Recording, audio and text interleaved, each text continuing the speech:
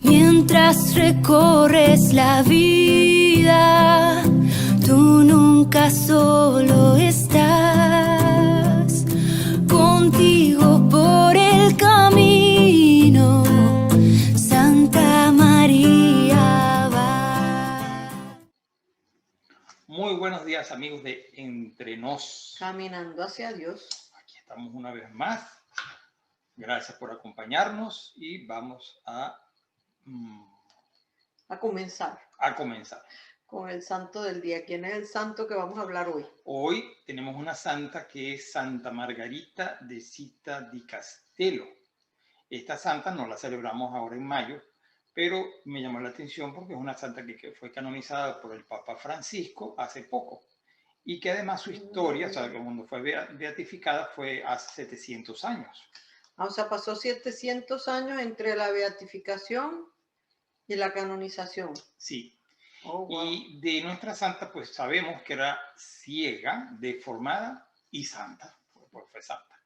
Y Santa Margarita, vemos que, bueno, primero que nada, nació de una familia italiana, que era además, sus padres eran de la nobleza, se podría decir, italiana.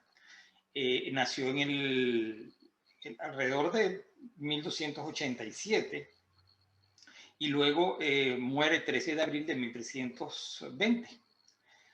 Fue hija de un matrimonio, como decía, de una pequeña familia noble, y cuando nació, como nació ciega y deformada, su padre decidió esconderla. La puso en un castillo cerca de la iglesia, a donde estuviera escondida a los ojos del mundo, para que nadie la encerraron para que nadie la viera, como si fuera un monstruo. Sí. Pobrecita. Luego, cuando tenía como 5 años, la llevaron a un sitio que era un familiar de ellos, que era un monje, se podría decir, que tenía famas de santidad. Era el fraile franciscano Tiago de Città di Castello, que había fallecido en 1292 con esa fama de santidad. Entonces ellos llevaron a la niña con el propósito y con la esperanza de que fuera sanada, se le quitara lo ciego y lo fea. Que el santo le hicieron un milagro de transformación. Un milagro de transformación, pues lo cual no sucedió. Entonces decidieron estos padres abandonarla a la edad de 5 años para que mendigara y pues... O sea, la dejaron en la calle y ya y se fueron. Dejaron en la calle, exactamente. Ay, Dios mío, y eso sí existe. Y en aquel tiempo, pues, más, bueno, no sé qué tanto más o no, pero fíjate lo que sucedió. Luego, esta niña que vive en esto, pues, de mendigar, ella es acogida por una pequeña comunidad de monjas que decidió adoptarla, pero Margarita con sus guardar las normas y sobre todo de las, pienso yo, de las reglas del convento. No, y seguro pues, con su vida santa. Pues, y su vida santa empieza a despertar un poco de envidia, intriga con las otras religiosas.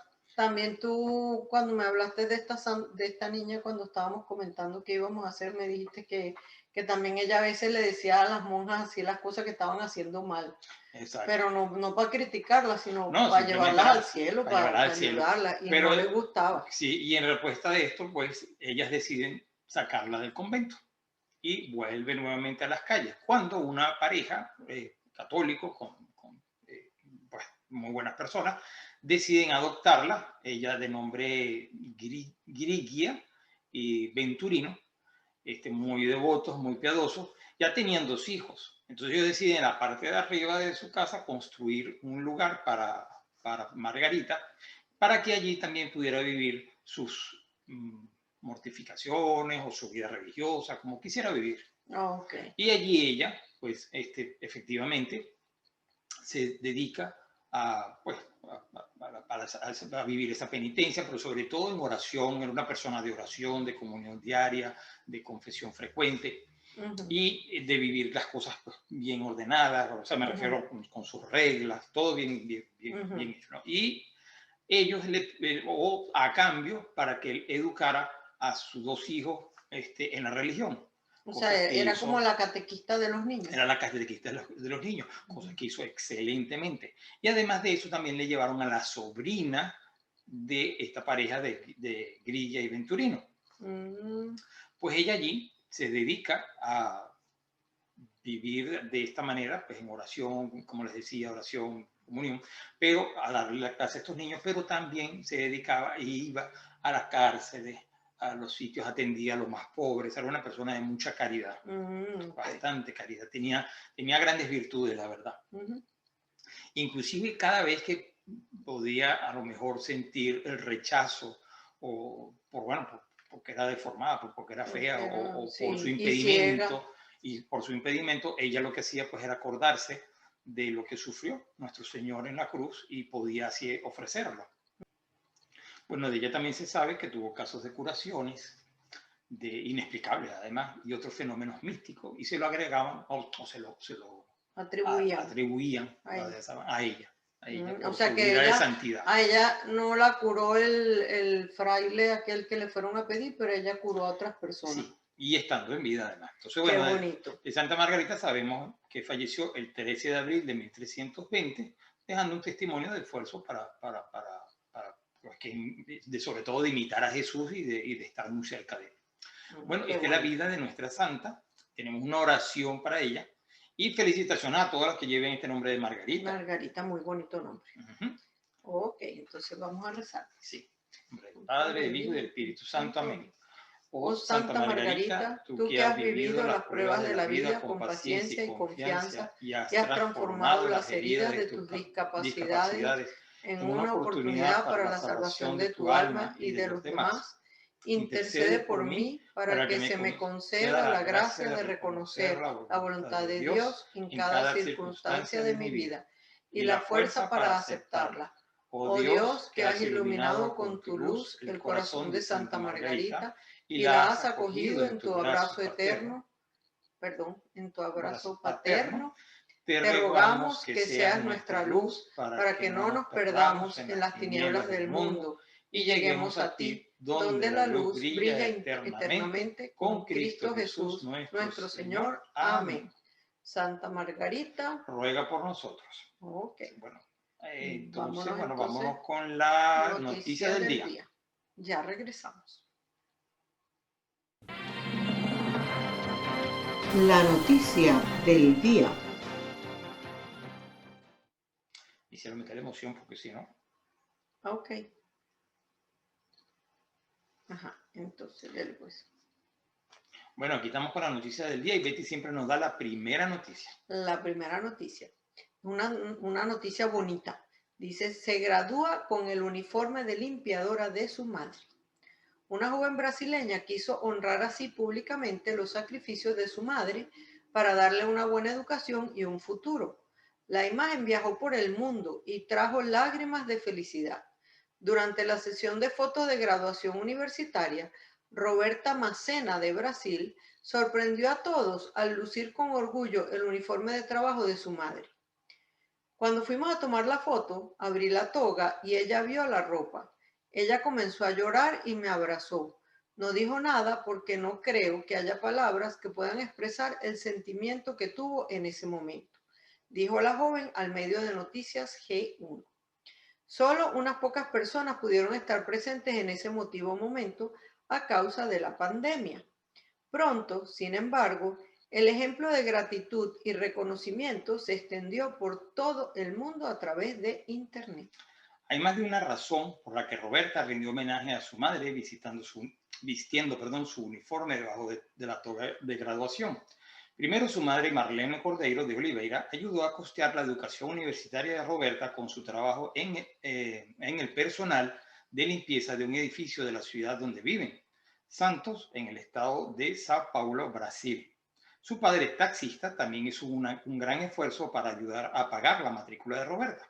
Al final, informa G1, el arduo trabajo de Roberta le valió una beca que le ayuda a terminar sus estudios. Sin embargo, esa no es la única razón por la que vestía el uniforme de su madre. De hecho, la historia de vida de su madre Marlene siempre ha sido la inspiración de Roberta. Tuvo que abandonar sus estudios cuando solo tenía 13 años. Fue entonces cuando dejó su hogar para trabajar como empleada doméstica en casas familiares en el campo de Pernambuco.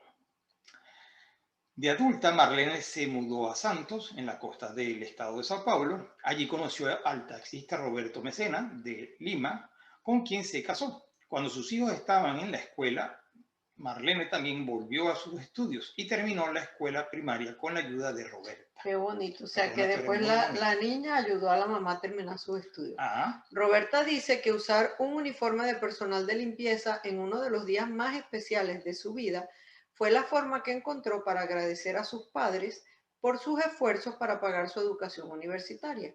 Además, quería mostrar lo orgullosa que está de la vida digna que ha construido su madre. qué noticia Qué tan bonita, así que bonito, muy ¿verdad? inspiradora también. Sí, señor. ¿Y cuál es la segunda noticia? La segunda noticia es que el Papa instituyó el ministerio del catequista en la iglesia. Es una muy buena noticia para Ajá. todos los catequistas. Y bueno, y a la vez muy comprometedor. Sí. El Papa Francisco instituyó el ministerio del catequista dando reconocimiento y mayor dignidad al papel de los laicos, maestros del Evangelio, a través de la publicación del motu proprio Antiquum Ministerium. Este 11 de mayo del 2021. Por tanto, mujeres y hombres catequistas serán reconocidos institucionalmente por su servicio en atender las necesidades pastorales de la Iglesia en la acción de educar en la fe a adultos, jóvenes o niños.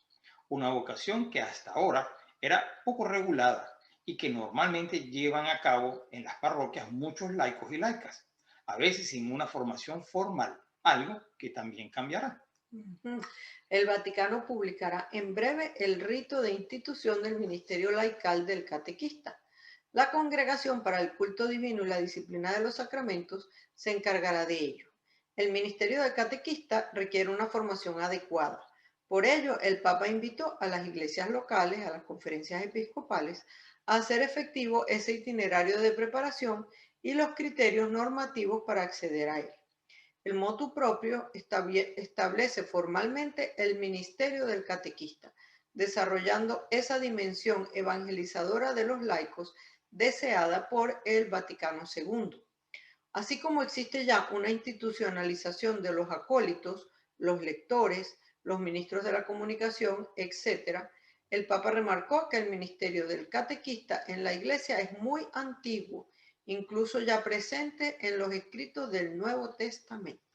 Sin clericalismo y sin ningún menoscabo de obispos, sacerdotes y consagrados, el Papa promueve que laicos reciban la debida formación bíblica, teológica, pastoral y pedagógica para ser comunicadores atentos de la verdad de la fe. Se requiere que sean fieles colaboradores de los sacerdotes y los diáconos, dispuestos a ejercer el ministerio donde sea necesario y animados por un verdadero entusiasmo apostólico. ¡Qué bueno! Es una muy buena noticia y sobre todo para los catequistas es importante porque efectivamente hay que formarse, hay que saber qué es lo que se les dice a los niños y qué es lo que se Van a enseña. tener más trabajo ahora los obispos y los párrocos porque tienen que diseñar el plan de formación. Pero a la vez un buen trabajo Sí. porque después va a haber sus frutos porque de catequistas bien formados saldrán niños bien formados y de niños familias. bien formados, familias y además de Y eso así también, va la pues, cadena. Exacto. Aquí, bueno, pero aquí en Austin tenemos un plan de formación Sí, para catequistas gracias. que Dios quiera que todos se animen a recibir esa formación. Sí. Así que bueno, estas son las Bueno, noticias. esas son las noticias. De hoy. Vámonos entonces con la fórmula SE. Ya regresamos. Fórmula SE, Sagradas Escrituras, la fórmula para tu vida. Lectura del Santo Evangelio según San Mateo, capítulo 21, versículo 12 al 17. Jesús entró en el templo y echó afuera todos los que vendían y compraban en el templo. Derribó las mesas de los que cambiaban monedas y los puestos de los vendedores de palomas. Les dijo: está escrito, mi casa será llamada casa de oración. Pero ustedes la han convertido en una cueva de ladrones. También en el templo se le acercaron algunos ciegos y cojos y Jesús los sanó. Los sacerdotes principales y los maestros de la ley vieron las cosas tan asombrosas que Jesús acaba de hacer y a los niños que clamaban en el templo: Hosana al Hijo de David. Estaban furiosos y le dijeron: ¿Oyes lo que dicen esos? Le respondió Jesús, por supuesto. ¿No han leído por casualidad esa escritura que dice, tú mismo has puesto tus alabanzas en la boca de los niños y de los que aún maman? Enseguida Jesús los dejó y salió de la ciudad en dirección a Betania, donde pasó la noche. Palabra del Señor. Gloria a ti, Señor Jesús. Bueno, muy bien, Betty. Vamos a ver qué comentario hay acerca de este evangelio. Bueno, fíjate, esta es la última ida de Jesús a Jerusalén, ya en preparación para la Pascua. Se va acercando cada vez más al sacrificio de la cruz.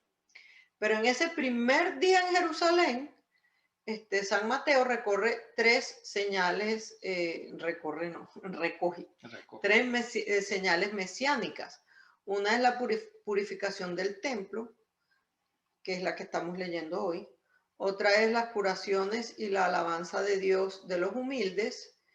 Que vemos en el libro de los Salmos, en el capítulo 8, y que Jesús ve cumplida en las aclamaciones de los niños. Y en esos signos el evangelista deja como entrever la divinidad de Jesucristo. En el libro del Éxodo, en el capítulo 23, versículo 15, se mandaba a los israelitas que no se presentasen en el templo con las manos vacías, sino que aportasen alguna víctima para el sacrificio, o sea, que llevaran algo. A lo mejor de ahí nos viene la costumbre, ¿verdad? Cuando uno va a visitar a alguien, no llegar con las manos vacías. Pero para facilitar, o sea, ¿qué pasó? Entonces todo el mundo tenía que llevar algo al templo.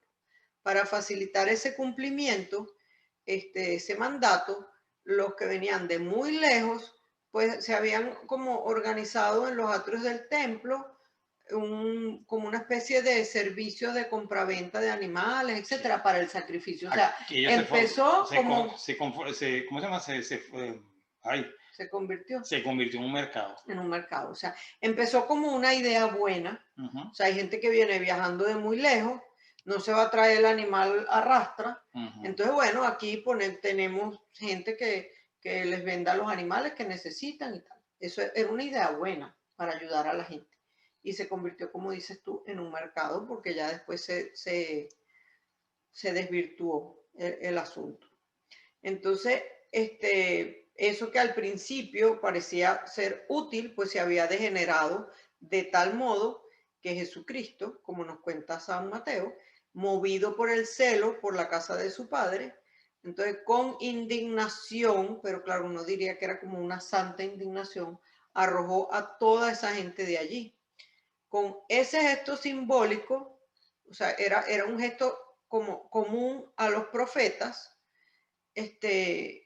quiso inculcar el respeto que se debía tener al templo. O sea, también al hacer eso, era como mostrarle a la gente que él era, bueno, no era un profeta, era más que un profeta. Con sus acciones aparentemente violentas, cumple las profecías, según las cuales así tenía que ser purificado el templo, para ser un lugar de oración para todas las gentes, no solo ya para los judíos, sino para todos. Y eso lo vemos en la profecía de Miqueas, en otra de Zacarías. O sea, les digo las citas: Miqueas 3, del 1 al 5, Zacarías 14, 21, Isaías 56, 7. En todos esos pasajes se ve esa purificación del templo que era necesaria. Y por supuesto, para nosotros nos tiene que servir de advertencia porque, o sea, fíjense, cuando se murió Jesús, el velo del templo se rasgó y quedó al descubierto lo que estaba allá adentro, que al final eran cosas importantes, pero no es que no era nada, porque era importante el Arca de la Alianza, etc. Pero queda al descubierto como diciendo, ahí eso no es Dios. Nosotros en la Eucaristía, en el Sagrario, tenemos al mismo Dios, al mismo Jesucristo.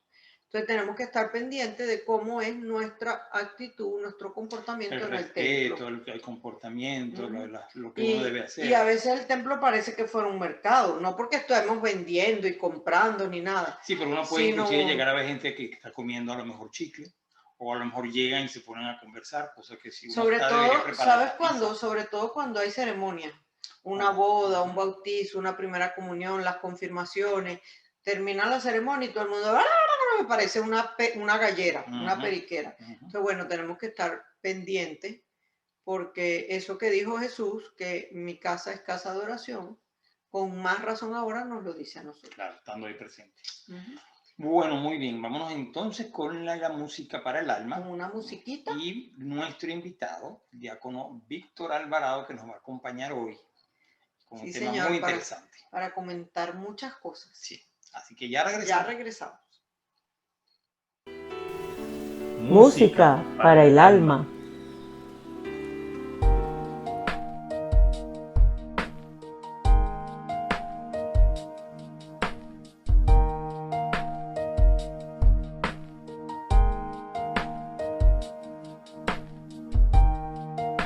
Si abres los cielos, tu amor caerá. Si mandas tu fuego, tu misericordia me sanará.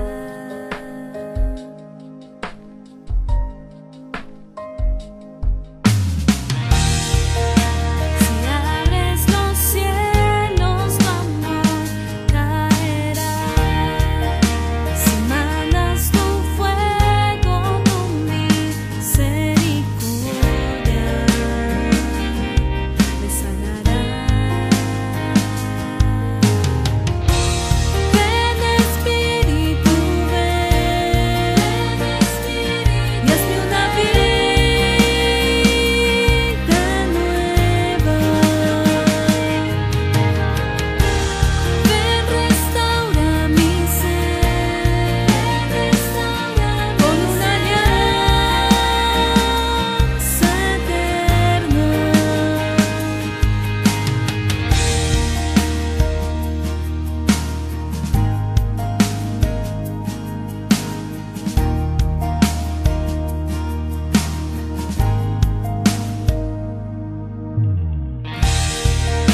Si abres los cielos, tu amor caerá.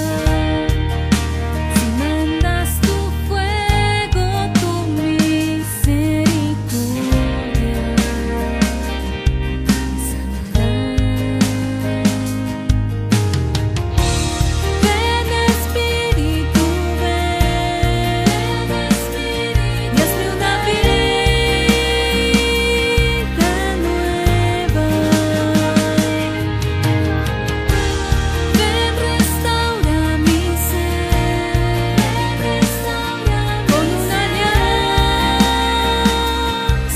eterna.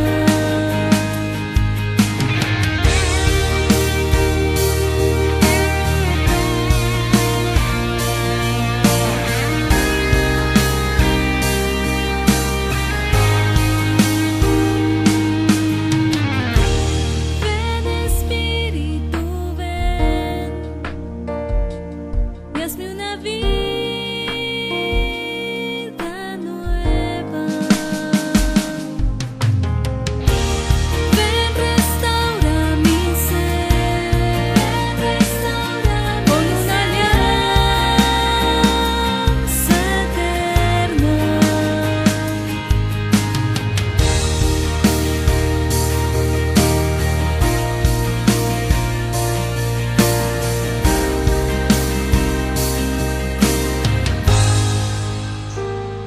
Muy bien, amigos, aquí estamos de regreso nuevamente con Entre nos. Caminando hacia Dios con nuestro invitado especial, el diácono Víctor Alvarado. Bienvenido, Víctor, nuevamente con nosotros. Yo no sé si lo saben, pero estamos en la semana maratón del diácono Víctor Alvarado aquí en Radio Encuentro. Bueno, gracias por la invitación de nuevo. Gracias. Gracias a ti, gracias. Gracias a todos por sintonizar este programa tan bueno que tienen Sí. Francisco y Betty siempre todas las semanas. Gracias. Pues muy bien. Bueno, diácono Víctor, estábamos comentando en el Evangelio el pasaje de cuando Jesús, ya acercándose a la Pascua, a la pasión, muerte y resurrección, expulsa a los mercaderes del templo. Y entonces, pues no sé, sobre eso se pueden hablar tantas cosas. Pero también yo quería preguntar algo que era alguna inquietud que tiene, o pueden tener muchas personas. es sobre el diaconado. Cómo es esa transición para esa vocación de ese diaconado permanente, que bien sabemos que en nuestros países latinos a lo mejor no es tan conocido. No existe mucho. No se ve, no es tan conocido como aquí en los Estados Unidos, pero hay personas que todavía dicen, no, que el padre, no Pero el padre. espérate, es que ya va, me faltó algo.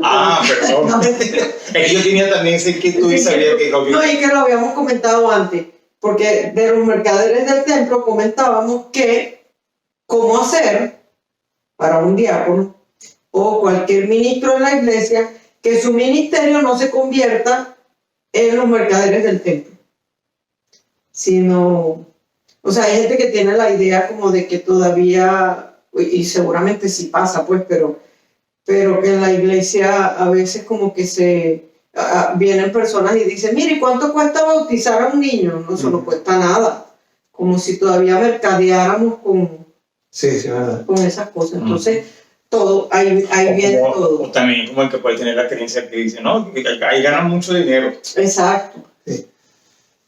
Bueno, buenas preguntas, diferentes direcciones, pero vamos a pedir al Espíritu Santo que me guíe en la discusión, ¿ok? Exacto. Por cierto, estoy vestido de rojo porque estamos saliendo, ¿verdad? de la fiesta de Pentecostés, y el color rojo, ¿verdad? Es el símbolo del fuego, del Espíritu Santo. Y yo diría que para no mercadear, bueno, primero vamos a empezar con el diaconado, ¿verdad? El diaconado es una vocación, así como el sacerdocio es una vocación, el matrimonio es una vocación, ¿verdad? Hay tantas vocaciones a las que somos llamados en la vida. Y realmente el convertirse o no en diácono no es como perseguir un puesto de trabajo o algo que uno quiere. Tiene que ser validado por la iglesia. Pasa uno por un proceso de formación y a la final es la iglesia, ¿verdad?, la que decide si este candidato tiene la vocación de ser diácono o no. Igual que para el sacerdocio. Correctamente. Igual incluso también para el matrimonio. Si dos personas se sienten llamadas, pasan por un proceso también de, ¿verdad?, se requiere de discernimiento y bueno, al final pueden quererse casar, pero si realmente se puede revelar durante ese proceso si esa persona, ¿verdad?, está hecha para el matrimonio. Entonces, la mala noticia para los que quieran hacer dinero con el diaconado es que a uno no le pagan por esto.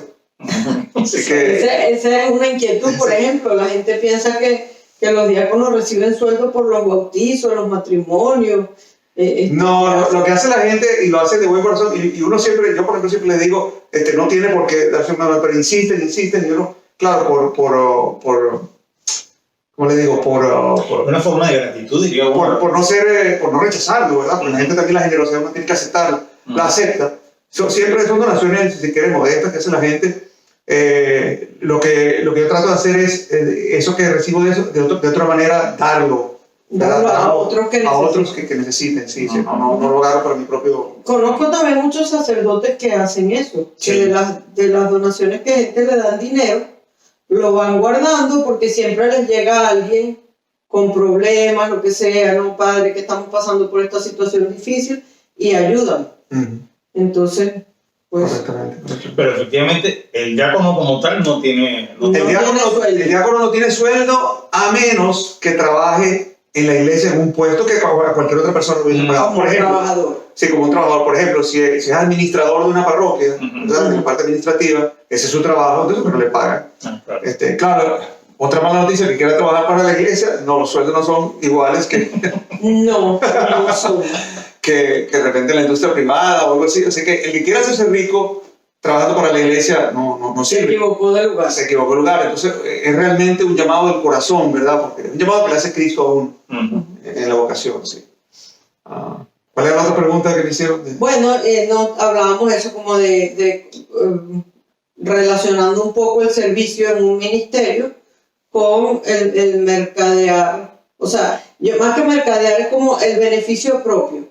A veces sin querer caemos en sacar provecho de nuestro ministerio de la iglesia. Sí. De muchas maneras se puede hacer eso. Mira, la iglesia está constituida por hombres y mujeres, ¿verdad? Estoy hablando de la iglesia completa, ¿verdad? Desde el Papa hasta todos los laicos, ¿verdad?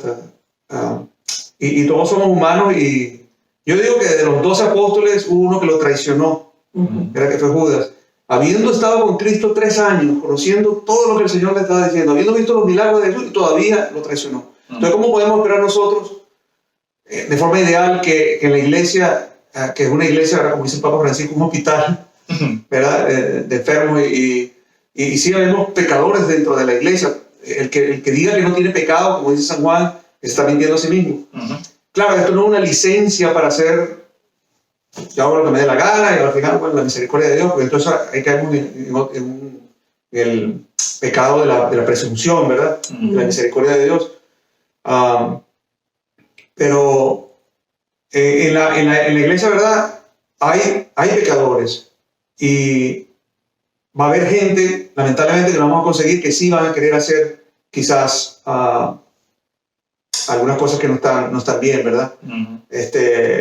Porque sí, la iglesia tiene sus recursos, y habrá gente que, yo no conozco personalmente uno que pueda decir, y si lo supiera no lo diría de forma personal, pero se conocen los escándalos, por ejemplo, inclusive a nivel del Vaticano, y esa es la realidad. Gracias a Dios, los últimos papas han trabajado duro para limpiar todas las finanzas, digamos, del Vaticano, porque sí, hablando de la limpieza, ¿verdad? Del templo que hizo Jesús. exacto, porque sí había muchos problemas, hasta de negocios con la mafia. Estábamos viendo el otro día una película sobre el Papa Juan Pablo I. O sea, hacían hasta negocios con la mafia, el Banco del Vaticano. Entonces, porque había gente allí que a lo mejor eran los mercaderes del templo. Sí. Pero esos son los Judas, ¿verdad? Que son poquitos. Sí. O sea, de los 12 apóstoles, uno. Bueno, de los miles de sacerdotes, diáconos, religiosos, unos pocos. Aunque lleguen a ser unos cientos, pero son pocos, comparados con la gran cantidad que hacen su trabajo con amor, con devoción, con caridad. Y la realidad es que la iglesia la podemos, a veces cuando hablo con una persona, yo siento un amor por la iglesia que bueno, no sé si se me sale por los poros o no, pero yo amo la iglesia, porque para mí la iglesia es el cuerpo místico de Cristo. Yo lo creo y lo trato de vivir, ¿verdad? Con mi vida. Y sí, vamos a conseguirnos gente que hace cosas malas. Lo que no debemos caer nosotros los fieles es en abandonar a la iglesia porque vimos un mal ejemplo. Porque no vas a conseguir, a ese fiel yo le digo, ¿verdad? Si te sientes ahorita decepcionado por algunas cosas que sabes que están pasando en la iglesia, ¿verdad? Trata de ir a otro sitio, no vas a conseguir un sitio perfecto en ningún lado.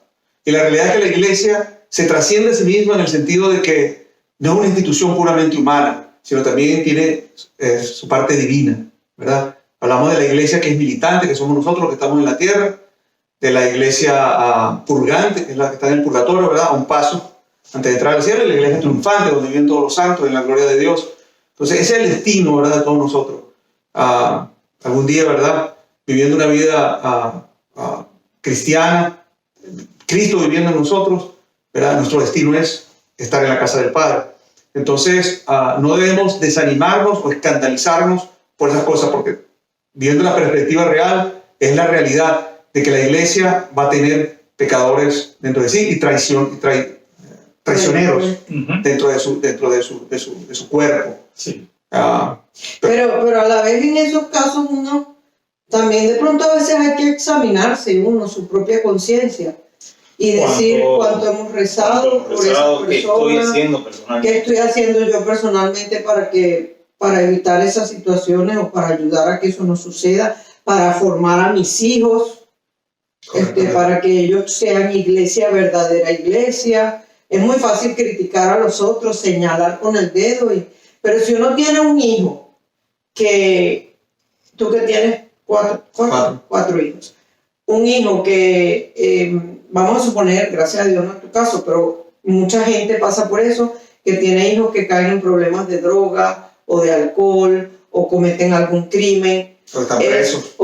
Es muy extraña, o sea, sí pueden existir, pero es muy extraña la mamá que dice, no, ese ya no es hijo mío, yo no lo quiero ni ver, sabe con ese, no, sino que es mi hijo y lo sigo cuidando y queriendo y bueno, y no le quito el apellido ni me alejo. Eso hacemos a veces cuando vemos que hay gente en la iglesia que tiene problemas, que traiciona, y entonces, no, ya yo no quiero nada con la iglesia. Es como que dijera, me cambio el apellido. Sí. No, precisamente por el amor que uno tiene por la iglesia y por Cristo. Hablando del diaconado y la tratando de juntar todos los temas ahora que estamos hablando ahorita, el diaconado, el matrimonio, la limpieza, vamos a decirlo así también. La relación de todo fiel que es parte del cuerpo de la iglesia es como con Cristo, es como lo dice San Pablo, creo en el capítulo 5 de la carta a los Efesios, es como un matrimonio, es como un matrimonio, ¿verdad? Entonces, el matrimonio, de hecho, la vocación matrimonial de toda pareja es ser, si se quiere, un reflejo de la fidelidad de Cristo con su iglesia. Entonces, volviendo otra vez con la gente que a veces se siente escandalizada por cosas que pasan dentro de la iglesia y quiere ya irse. Un esposo que verdaderamente quiere a su esposa o viceversa, no la abandona. Siempre busca tratar de que esa relación se mantenga, ¿verdad? Entonces, de la misma manera, el hecho de que podamos ver que algunas personas le estén queriendo causar daño a la iglesia o la traicionen, nos debe mover más bien a tener compasión por esa persona, a pedir por ello, a rezar por ello. Mira, te voy a poner un ejemplo, quizá no lo digo públicamente, quizá, pero por ejemplo, para mí cuando ganó el presidente Biden, que es católico, pero profesamente pro aborto, eso para mí, a mí me da compasión, me da un dolor, digo, oye, y yo rezo todos los días por él, todos los días. Hay una rama dentro del catolicismo que de repente dice, tú, el presidente, bueno, ya habla mal de él y se convierte en una cuestión política. Realmente hay que rezar por él, porque él es bautizado, recibió las aguas del bautismo, como tú y yo, y por razones, quizás que no conozco la vida completa de él, ¿verdad? Pero ha tomado ese camino y quizás por ambición de poder, qué sé yo. Pero yo sigo rezando por él y bueno, y ojalá que al hecho de su muerte o antes, quizás, ahorita que es presidente, mejor todavía, yo siempre rezo porque él sea fiel a sus promesas de bautismo y cambie, ¿verdad? Abrace la cultura de la vida y no la cultura de la muerte. Para que se convierta de corazón. Que se convierta de corazón. Y así como él, ¿verdad? Por todo bautizado debemos rezar. Sí. Sí, en lugar de uno molestarse, indignarse, más bien el trato de la caridad, del amor y o rezar por esas personas que uno ve que están equivocando el camino. Y tú pusiste un ejemplo bueno, los que son padres y madres, ¿verdad? Nunca abandonan a sus hijos. Bueno, hay algunos, pero la gran mayoría nunca abandonan a sus hijos. Y uno tiene como la imagen del padre que recibe el hijo pródigo y reza por ellos. Y uno se imagina, ¿verdad? Así en la imaginación de uno que un día su hija va a regresar, que está perdido, y le va a abrir las puertas de la casa y le va a dar un abrazo. Y en ese momento uno no le va a reclamar, mira, ¿por qué estuviste tanto tiempo fuera? Sino al contrario, le va a dar un abrazo, hijo, ya estás en casa de nuevo. De la misma manera uno debe tener esa actitud con las otras personas, ¿verdad? Que de alguna manera han abandonado la iglesia, la han traicionado. Sí. Y tengo ahora cambiando el tema otra vez del diaconado propiamente. No, sino, o sea, vamos a ver si podemos aquí entrar en detalles con Víctor. ¿Cómo fue eso que tú te diste cuenta que Dios te llamaba? O sea, es una llamada. También con la llamada Estás casado, entonces dentro de tu llamada al matrimonio hay mucha gente que se queda tranquilo con eso y sirven a la iglesia de muchas maneras, pero hay algunos que de pronto sienten una llamada a algo más, que es al diaconado, que es parte del orden sacerdotal. Entonces es como el primer escalón, digo yo, del orden sacerdotal. Entonces, ¿cómo fue eso? Bueno, mira, pasé, es una historia muy larga, pero la voy a tratar de resumir bien cortito porque si no tenemos tiempo. Tenemos como 10 minutos. Te puedo decir que, bueno, viéndolo así Creo que ese programa que va a tener con Sandra Geo. el jueves también. Entonces van a tener Hablando que de quedarse la historia. pendientes para el jueves. Sí, bueno, en ese probablemente dé más detalle, ¿verdad? Ok. Pero brevemente quizá, hubo un momento de mi vida en que empecé a sentir como una segunda conversión. ¿Por qué pasa eso? No te lo puedo explicar, simplemente Dios te está llamando en el corazón. El Espíritu El Santo. Espíritu Santo, ¿verdad? Te llama y tú respondes. Entonces, para los oyentes, si alguno de ustedes no necesariamente van a ser diáconos o van a servir en algún ministerio o sacerdote o de repente una monjita, hay muchas vocaciones, como O decíamos. catequista, que estábamos comentando O en la catequista, que noticia, que ahora es un ministerio de Es la el ministerio iglesia. oficial de la iglesia. Entonces, si usted siente alguno de esos llamados, responda, porque el Espíritu Santo, cuando uno va respondiendo al llamado, lo va llenando más, y le va confirmando ese llamado.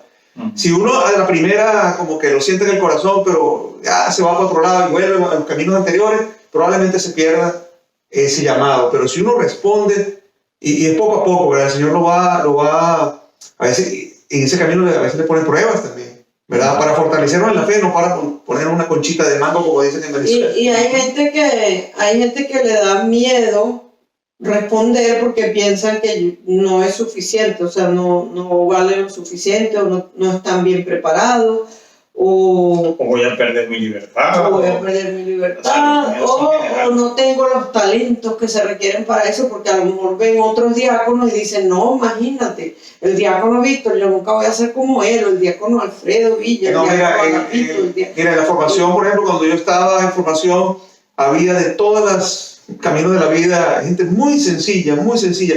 Creo que había uno que apenas había terminado el GED o algo así, creo que lo tuvo que terminar el GED como parte de la formación. El GED es para completar el bachillerato. Sí. Pero hombres de mucha fe, de mucha profundidad en la oración. Y bueno, que el Espíritu Santo va llenando cualquier vacío que uno tenga. Bueno, al es final. lo que vemos también en la iglesia con el ejemplo de algunos santos, que ellos, pues, no sé, tal vez el mismo caso, a mí me gusta mucho este santo de San José de Cupertino, Sí. que nada, fue un cero a la Que izquierda. todo el mundo decía que era bruto. Que era el tarado del pueblo. Sí. Y bueno, ahí tenemos San José de Cupertino, o sea, San que José. yo creo que es la llamada. Y eso lo que demuestra es que el llamado de Dios lo hace Dios, ¿verdad? Lo hace Dios y Él pone lo que falta. Él pone lo que Uno no puede angustiar, o sea, nunca somos dignos de nada. No somos dignos del bautismo, no somos dignos mucho menos de la Eucaristía, no somos dignos de nada. ¿Qué se necesita en la vida del Señor? Se necesita de todo, porque todos somos parte de su cuerpo y todos somos diferentes y todos podemos contribuir con algo. Una cosa que quería decirle a las esposas, a veces las esposas, a veces son el obstáculo en un llamado al diaconado, porque tienen miedo de que algo cambie en su vida, de que la estabilidad que ellas están experimentando en este momento se vea sacudida por algo que no conocen y empiezan a tener miedo y empiezan a ponerle trabas a la vocación el llamado a la vocación diaconal que está sintiendo el marido. Y eso es algo que tiene que discernir, porque no se puede ser diácono si la esposa no está completamente 100% de acuerdo. Entonces, puede ser que su esposo, si está sintiendo el llamado, no sea realmente, pero déjelo que camine, acompáñelo usted, y si ese no es el llamado, la iglesia lo va a confirmar, la iglesia le va a decir, no, él no está llamado a ser diácono. Exacto. Sí. Pero bueno, en mi caso comenzó un poco como sintiéndose esa profundidad de llamar, y después sí hubo pruebas fuertes para mí. Yo me enfermé, me salió un tumor en la cabeza, me estaba quedando ciego, y hubo cosas que el Señor en el camino me presentó, que a mí me hacen sentir que Él me estaba llamando a una relación más profunda con Él. Y sí, en el camino, en el discernimiento de la vocación diaconal, a veces la gente quiere hacer cosas por la iglesia y dice, bueno, pero eso lo puede hacer como laico también, ¿no? Pero llega un punto, no sé cómo explicarlo, que esa relación es tan profunda que tú quieres hacer más. O sea, es como que quieres casarte con el Señor en la iglesia. Entonces, y respondiendo al llamado y con el proceso de formación, te confirma el Señor que realmente tú sigues en la prueba. Y entonces los diáconos son felices. Sí, bueno, los diáconos somos seres humanos y pasamos por un Senado. Para terminar. Pero con la felicidad verdadera, no la felicidad así de ¡ay! sino esa felicidad profunda de la... Sí, yo creo, escribo a veces me preguntan, oye, ¿tú te ves serio? ¿Qué sé yo? Pero yo siento un gozo adentro y yo le digo, no sé, yo no me siento bravo, no me siento molesto, yo siento un gozo. Claro, de momento, ya humano. Bueno, porque una cosa, o sea, es que a veces confundimos la felicidad con extroversión. O sea, personas extrovertidas que se ríen y ja, ja, ja, ja, ay, es feliz. A lo mejor son tremendamente infelices por dentro. Sí. Y entonces una persona que uno ve que es más callada, más pausada, más seria, digamos que no está, ¡ay! Entonces, no, ese no es feliz. Sí. Y resulta que la felicidad es otra cosa. Sí. Bueno, Dios no tenga su gloria, pero ahorita, no me recuerdo ahorita el nombre de él, pero el actor de La Sociedad de los Poetas Muertos. Robin Williams, ¿verdad? Él tanto que hacía reír a la gente, y fíjate, él tenía depresión, y terminó suicidándose. Ojalá Dios lo tenga en su misericordia, en su gloria, ¿verdad? Porque de verdad que le causó un momento feliz a mucha gente. Pero uno no sabe lo que lleva la gente por dentro.